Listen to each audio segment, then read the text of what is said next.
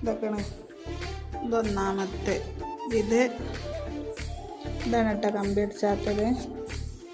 ഇത് 30 പേജ്.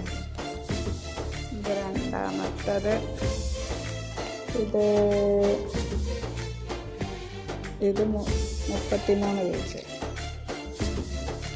ഇത് മൂന്നാമത്തത്.